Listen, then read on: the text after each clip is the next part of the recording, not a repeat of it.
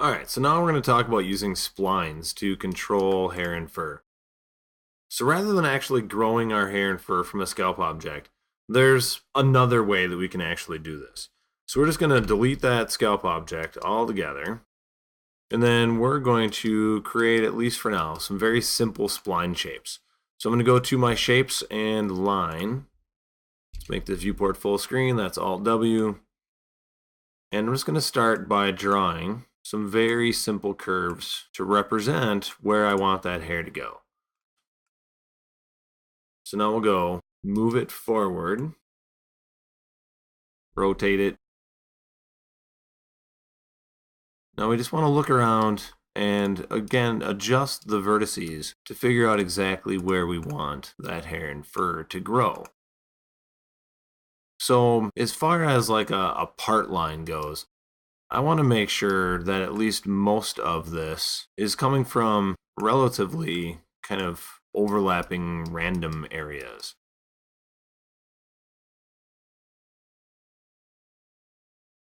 So for some of these vertices, it might be a good idea to actually turn on smooth. I'm not going to worry about it right now, but actually using smooth may help keep things running the way you want it to.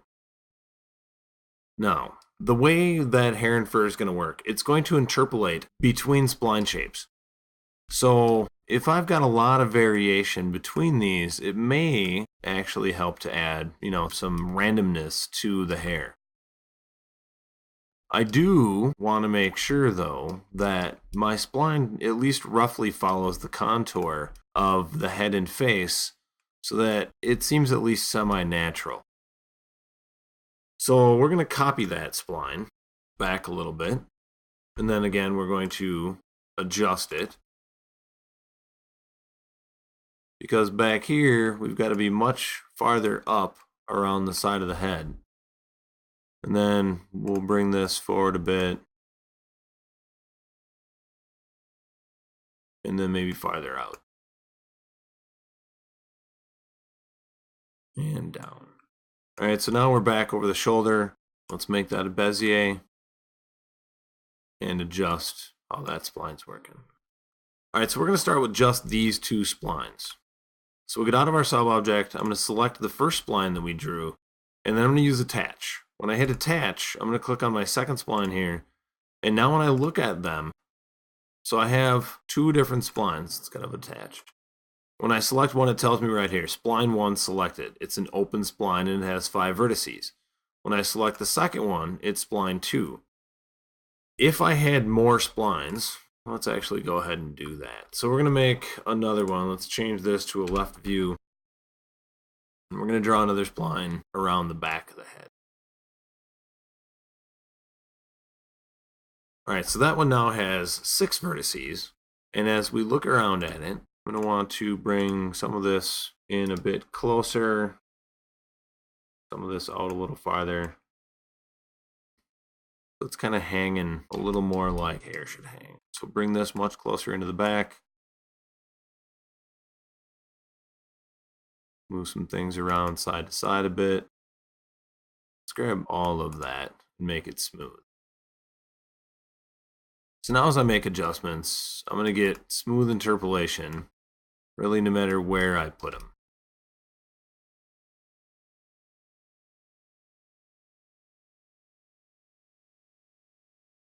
All right, let's go with that for now.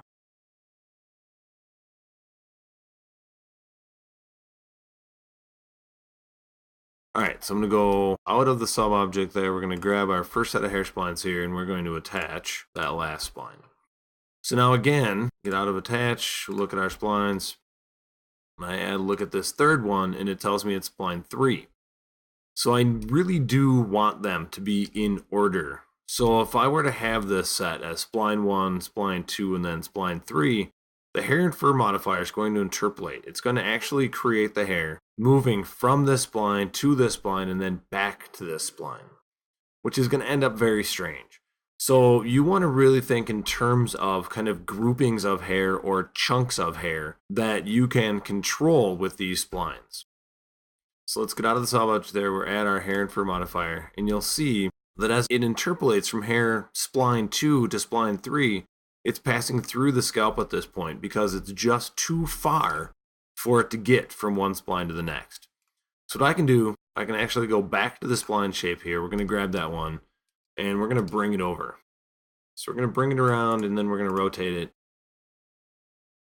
to kind of fix where it and how it's aligned on the head. So now to move between there, that should work out pretty nicely. We go back to the hair and fur, and we see that now the hair and fur has interpolated from spline 1 to spline 2 to spline 3. And again, we're going to want to look at our frizz to kind of settle it down into those splines a little bit more. We can also use things like the multi-strand that we had talked about before. So as I look, I'll see how that is actually splaying away from the center line there. Now, a more challenging thing about dealing with hair and fur that's grown this way is that it's all going to grow from the point on the head where my splines start.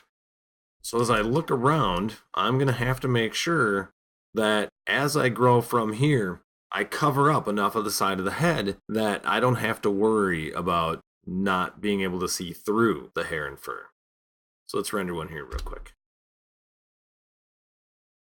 So not bad, but it's starting to be, pretty obvious that we need some bangs and that kind of stuff. So by drawing more groups of splines, I can have a much more layered feel to the hair. I can use these splines. If we go back to our line, we're going to look at our vertex here, and maybe we're going to take this vertex and kind of move it up and tuck it behind the ear. Move it over a little. Now we'll go back and look at the hair and fur. We actually have at least a start of a feeling of tucking that hair back behind the ear.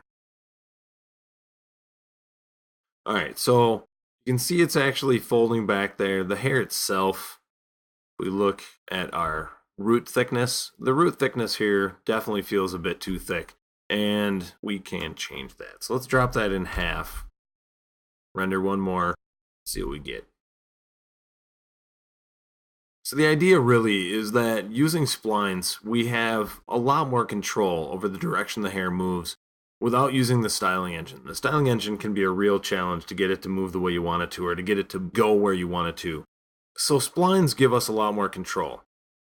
Now, for something like this, a combination of the two would probably work really, really well, where we could go back to our scalp object for just generalized growth, and then we could create some spline shapes to allow us to have an area of like bangs that get tucked behind the ear, but then just general growth for the rest of the head.